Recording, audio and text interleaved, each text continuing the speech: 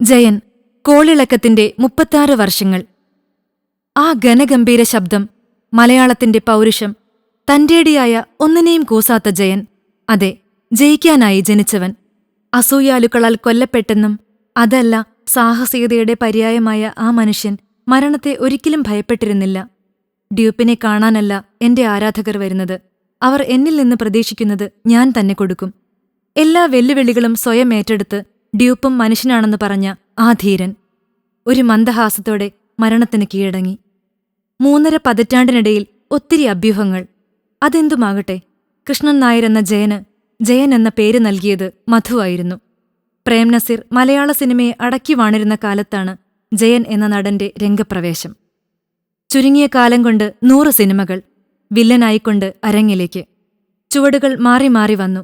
ഏത് കഥാപാത്രവും ആ മനുഷ്യൻ പുഷ്പം പോലെ കൈകാര്യം ചെയ്തു. സ്ത്രീകളുടെ ഹരമായി മാറിയ ജയനെ സംവിധായകർ സെറ്റുകളിൽ നിന്ന് സെറ്റുകളിലേക്ക് കൊണ്ടുപോയി അഭിനയിപ്പിച്ചുകൊണ്ടേയിരുന്നു.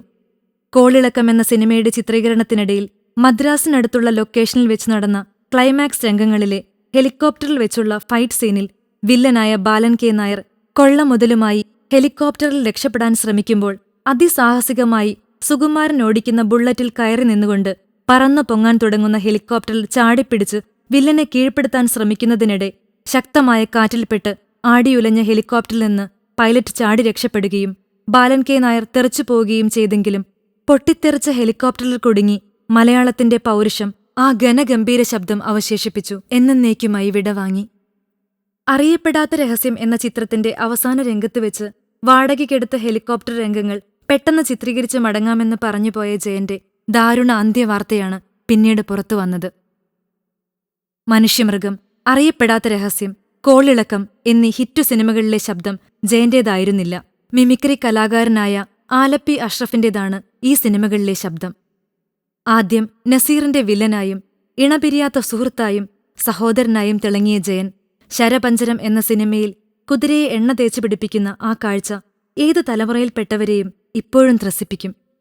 മൃഗങ്ങളോടും ഇഴജന്തുക്കളോടും പോരടിച്ച് കരുത്തു കാട്ടുന്നതായിരുന്നു ജയന്റെ ഏറ്റവും വലിയ ഹോബി. ജയൻ സീമ ജോഡികൾ അക്കാലത്തെ ഏറ്റവും വലിയ ഹരമായിരുന്നു.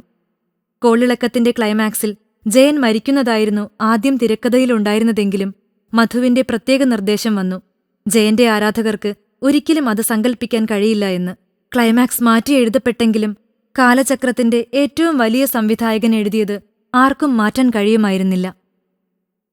കോളിളക്കം വമ്പൻ ഹിറ്റായതിനോടൊപ്പം ജയന്റെ മുൻകാല ചിത്രങ്ങളായ അങ്ങാടി, തടവറ, പുതിയ വെളിച്ചം, ഇരുമ്പഴികൾ, ഇനിയും പുഴയൊഴുകും, കരി പുരണ്ട ജീവിതം, മദനോത്സവം എന്നീ എല്ലാ ചിത്രങ്ങളും വീണ്ടും പ്രദർശനത്തിനെത്തി വൻ വിജയം കൊയ്തു.